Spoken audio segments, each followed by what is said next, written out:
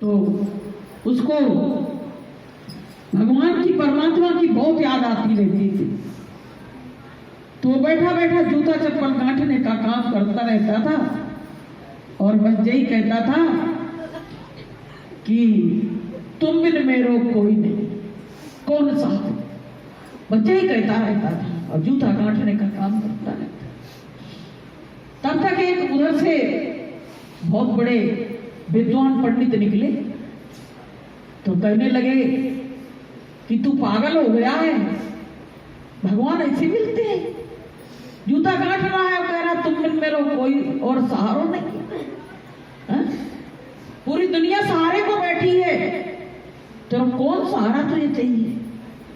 और मैं तो बहुत बड़ा भक्त हूं, मैं तो ठाकुर जी की पूजा और वो सब, हमको चारों वेदों का ज्ञान और सब कुछ है।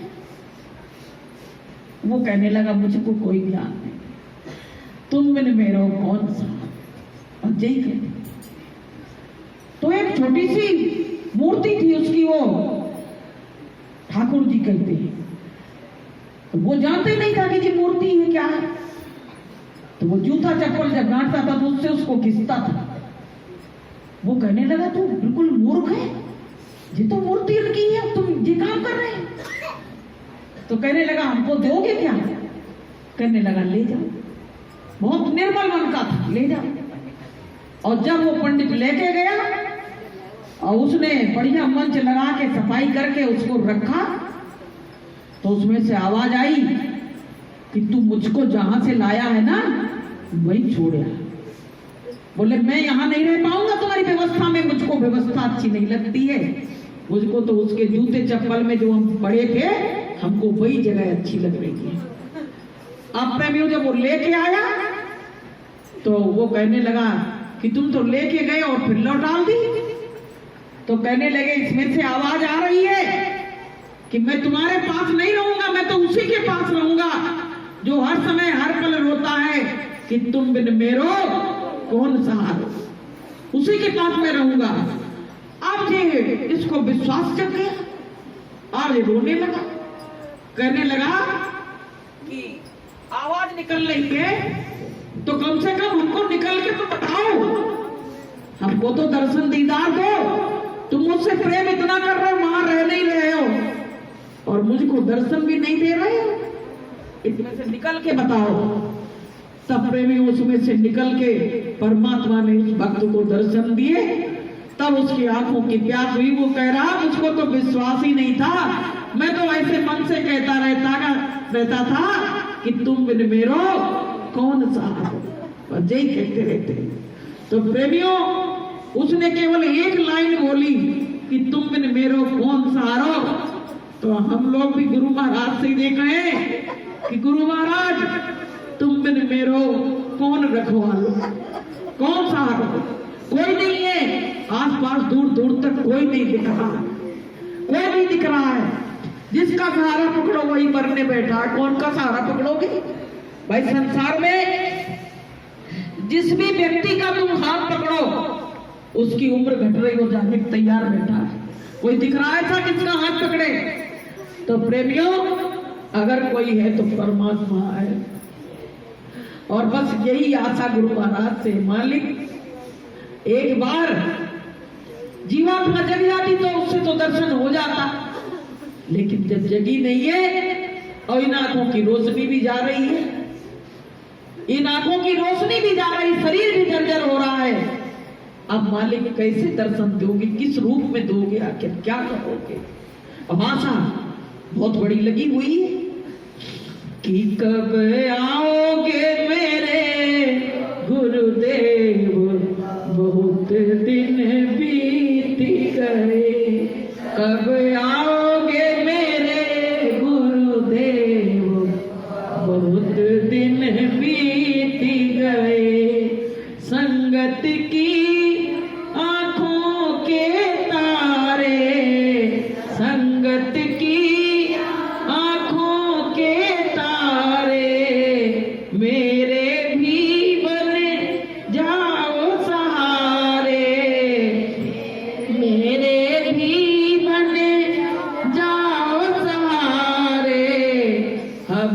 दर्शन दो गुरुदेव, बहुत दिन बीत गए।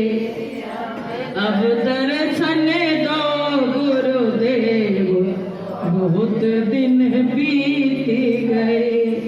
कब आओगे मेरे गुरुदेव, बहुत दिन बीत गए, बहुत दिन बीत गए। वो थी सेवरी, तो रोज रोज कौवा से कहती थी कि क्या तू मेरे राम की का संदेश लेके आया है? मेरी मुंडेरा पे बैठ के बोल रहा है कि बोल बोल कागा मेरे राम कब आएंगे। क्या तू संदेशा लेके आया है? लेकिन हम लोग कौन से पूछे? जब कृष्ण भगवान चले गए, गोपियां उद्धव आए कहने के लिए, तो संदेशा कम से कम उन्होंने उद्धव के हाथ तो भेजा, लेकिन हमारे गुरु महाराज ने तो किसी की संदेशा नहीं भेजा। तो हम लोग किस बात का सब्र करें प्रेमियों? क्या करें, कहाँ जाएं? कुछ अच्छा नहीं लगता। मई का महीना आता है तो अपने मन से उदासी छाने लगती है। आज 4-5 दिन हो गए, बिल्कुल ना घर अच्छा लग रहा है, ना परिवार अच्छा लग रहा है। यही चर्चा आपस में करते रहते, पता नहीं क्या हो गया, अब कुछ अच्छा नहीं लगता। कहाँ जाओ? पैसा में सुख ढूंढो, पैसा में कौन सा सुख रखा है? बच्चों में सुख ढूंढो, बच्चों में भी सुख नहीं।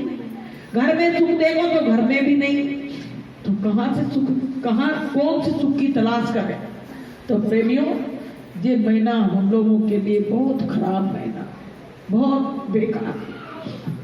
अब तो गुरु महाराज से यही कहो, कहते हैं कि अगर भक्त अड़ जाए तो भगवान को आना ही पड़ता है।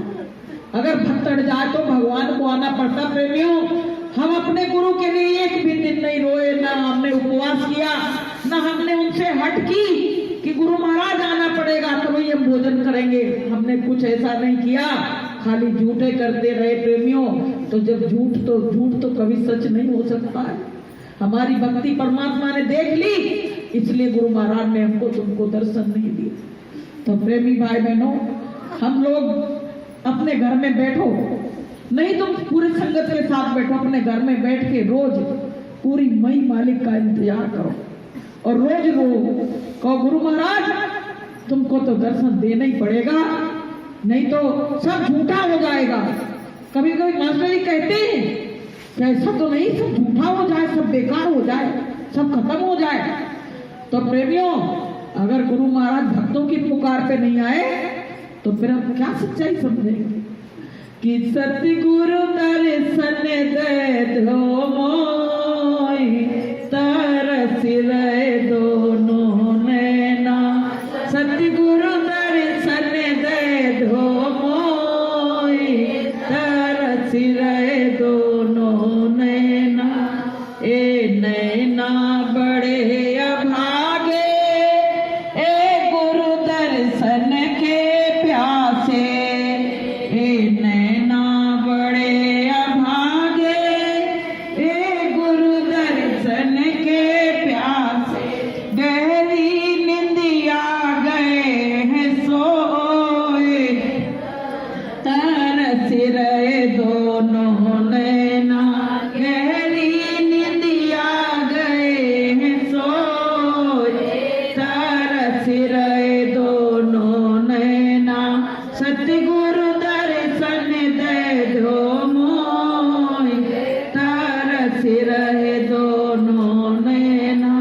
तो प्रेमियों, मालिक से देखो गुरु महाराज, हम कहीं भी चले जाएं, अभी जो प्रोग्राम बन रहा है उधर जा रहे हैं लोग बाग, पालमबा वगैरह, गुजरात वगैरह, चाहे कहीं चले जाओ प्रेमियों, लेकिन लौट के तुमको खाली हाथ ही घर आना पड़ता है।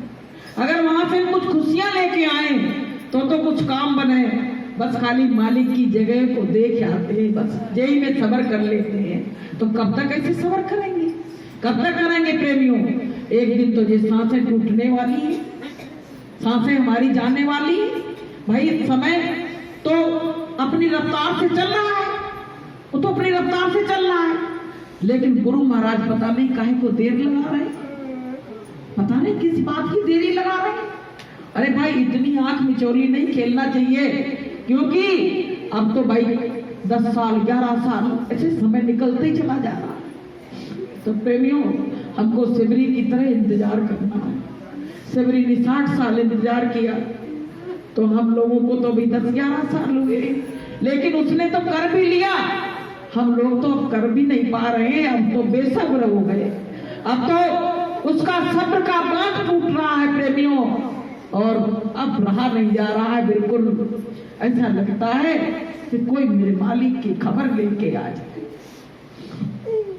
तो प्रेमियों, गुरु महाराज की दया कृपा हमको कम से कम इस सत्संग में बैठते तो गुरु चर्चा होती। अगर सत्संग भी ना मिले तो ये प्रेमी भी ना मिले, तो अपने पिता की कौन बैठ के बात करेगा। ये परिवार है, ये सत्संगी लोग, ये परिवार है, ये गुरु परिवार है, और इसमें जब सब बैठते हैं तो अपने मालिक की चर्चा और बात होती है। तो प्रेमियों, सारे प्रेमी पुकार लगाओ, किसी न किसी की पुकार में तो दम होगी। जिनको सोचो कि हम लोगों की पुकार में दम है, नहीं है, हम लोगों में कुछ नहीं है, लेकिन हो सकता आपकी पुकार परमात्मा तक पहुंच जाए। कोई ऐसी ब्रेन इसमें बैठी हो, वो आवाज लगाए और उसकी आवाज के सहारे से सारे प्रेमियों को दर्शन हो जाए, कितना बड़ा सौभाग्य हमारा होगा। तो प्रेमियों, ये किराए का मकान थोड़े दिन के लिए मिला है और ये जाने वाला है। कि सांस देना प्रभु इतनी तो कम से कम, सांस देना प्रभु इतनी तो कम से कम, तुमसे मिलने से पहले न निकले दम, तुमसे मिलने से पहले न निकले दम, सांस देना प्रभु इतनी तो कम से कम, सांस देना प्रभु इतनी तो कम से कम, तुमसे मिलने से पहले न निकले दम, तुमसे मिलने से पहले न निकले दम। हे परमात्मा, ज्यादा सांसों की जरूरत नहीं है। हम तो कहते कोई बीमारी लग जाए तो इलाज कराने का मन नहीं हो रहा, क्योंकि अब बीमारी से ही मौत आ जाए तो अच्छा है। ये जीना भी क्या जीना है जो गुरु दर्शन का अधिकार ना हो। ये जीना कोई जीना नहीं है जो गुरु के दर्शन मिलते ही नहीं। कहाँ गुरु महाराज कहते थे, बच्चों अगर गुरु का दर्शन नहीं करोगे दोष लगेगा। गुरु महाराज ने कही थी बात। अब हम लोगों पे कितना दोष लग रहा है। अब गुरु महाराज को नहीं मालूम है कि कितनी संगत, कितने दिन हो गए बिना दर्शन के, अब दोष नहीं लग रहा है।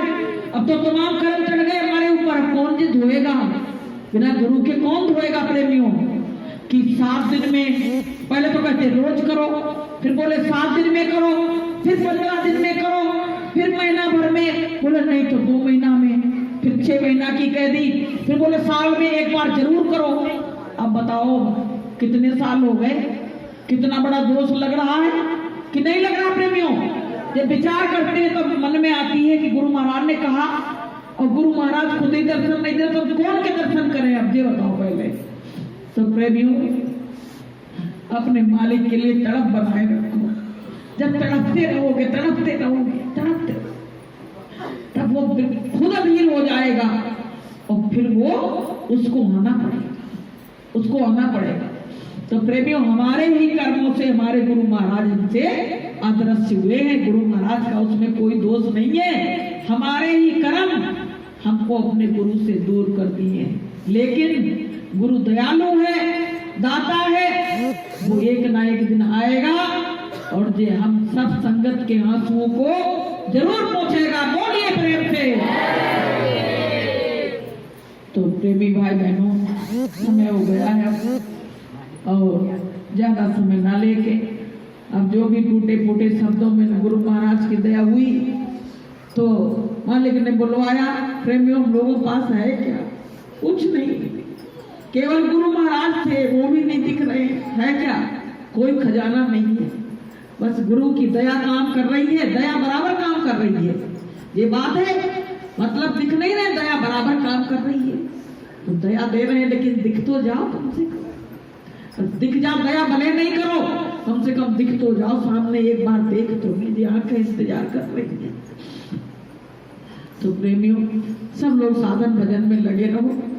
और 18 तारीख को भैया जो जाना चाहे भंडारे में जाए, किसी को मना नहीं करते हैं। मेरी तो इच्छा बिल्कुल खत्म हो गई। तो बैठ के पूरे दिन बढ़िया साधन भजन करो और उपवास रखो। सीधे 18 तारीख को उपवास रखो और साधन भजन करो, गुरु से जिद करो। हम लोग जिद नहीं कर पा रहे हैं, और बच्चा जब तक जिद नहीं करता तब तक परमात्मा नहीं आता। प्रेमियों, जिद करो सब संगत बैठ के कि गुरु महाराज अब हमको कुछ तो बताओ, कम से कम कुछ तो बताओ। आखिर किस बेस पे हम किसी से क्या कहें, कुछ तो बताओ। तो हमको सबको ये करना है और पूरे दिन अपने गुरु महाराज की चर्चा, गुरु महाराज की बात, और गुरु महाराज के लिए एकांत में बैठ के सबको रोना है। क्योंकि जब रोगे, बच्चा रोता है तभी माँ और बाप उसके पास आते हैं, वरना आते नहीं है। ऐसे ही जब तक हम रोएंगे नहीं, हमारे गुरु महाराज हमारे पास आने वाले नहीं है। तो प्रेमियों, हमको सबको ये बात याद रखना है और हमको सबको ये करना है। कोई पुण्य तिथि नहीं, कोई और तिथि नहीं, हमको कोई तिथि की जरूरत नहीं है प्रेमियों। तो बोलिए प्रेम से जय।